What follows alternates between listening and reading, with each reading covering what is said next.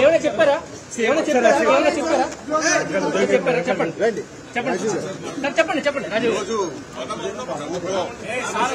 ఎలా చూస్తారు ఈ అరెస్ట్ ని? ఎలా చూస్తారు? మీరు నిజంగా ఈ భూమి అక్రమాలు పాల్పడ్డారా? ఏంటి అందరూ కొనుక్కున్నట్టే కొనుక్కున్నాం అంటే అమ్మినోళ్ళు అన్ని చూపించే మాకు అమ్మారు, మేము అలాగే అమ్మాం.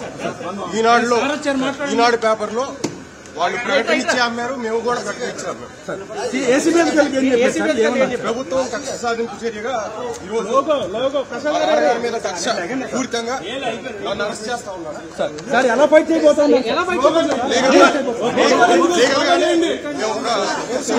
అగ్రిబోర్డ్ భూముల వ్యవహారానికి సంబంధించి ఏదైతే విజయవాడ రూరల్ మండలంలో ఉన్నటువంటి అంబాపురంలో 2300 గజాలు ఆక్రమించారు, అక్రమంగా రిజిస్ట్రేషన్ చేయించుకున్నారంటూ కూడా జోగి రమేష్ కుమారుడు A1 అలాగే గోజ రమేష్ వాళ్ళ సోదరుడు A2గా కేసు నమోదు చేసినటువంటి ఏసీబీ ఈరోజు జోగి రమేష్ ఇంట్లోనూ అలాగే విజయవాడలో ఉన్నటువంటి నివాసంలో కూడా సోదాలు జరిపారు. అయితే సోదాలు జరిపిన తర్వాత జోగి రమేష్ కుమారుడు రాజీవ్ను ఏసీబీ అధికారులు అరెస్ట్ చేసి గొల్లపూడిలో ఉన్నటువంటి కార్యాలయానికి తీసుకొచ్చారు. అసలు ఈ అరెస్టుకు సంబంధించి జోగి రమేష్ ఏ విధంగా స్పందిస్తారు? అసలు నిజంగానే అగ్రిగోల్డ్కి సంబంధించినటువంటి భూముల వ్యవహారంలో వాళ్ళు ఇన్వాల్వ్ అయ్యారా? దాని గురించి మాట్లాడేందుకు ప్రస్తుతం మనతో పాటు జోగి రమేష్ ఉన్నారు.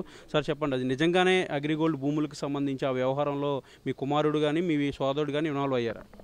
ఇది ఒక తప్పుడు కేసు.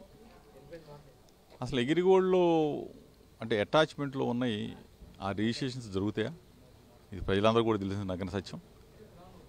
ఆ సర్వే నెంబర్లో రిజిస్ట్రేషన్ జరగవు. మేము మామూలుగా మీరు ఎట్లా అయితే డబ్బులు పెట్టి రిజిస్ట్రేషన్ చేసుకుంటారో అదే విధంగా రిజిస్ట్రేషన్ చేసుకుని మా బాబాయ్ గారి పేరు మీద కానీ మా అబ్బాయి పేరు మీద చేసుకున్న తర్వాత మళ్ళీ విక్రయించడం కూడా జరిగింది. మేము కొనుక్కునేటప్పుడు పేపర్ పబ్లికేషన్ ఇచ్చాము, మా దగ్గర నుంచి వాళ్ళు కొనుక్కునేటప్పుడు పేపర్ పబ్లికేషన్ ఇచ్చారు. ఇంకెక్కడ ఇది తప్పు జరుగుద్ది? ఎక్కడ ఇదంతా కూడా కావాలని చెప్పేసి కుట్రపూరితంగా రెడ్ బుక్ రాజ్యాంగాన్ని అమలు చేస్తూ ఉన్నారు. నా మీద అమలు చేయండి.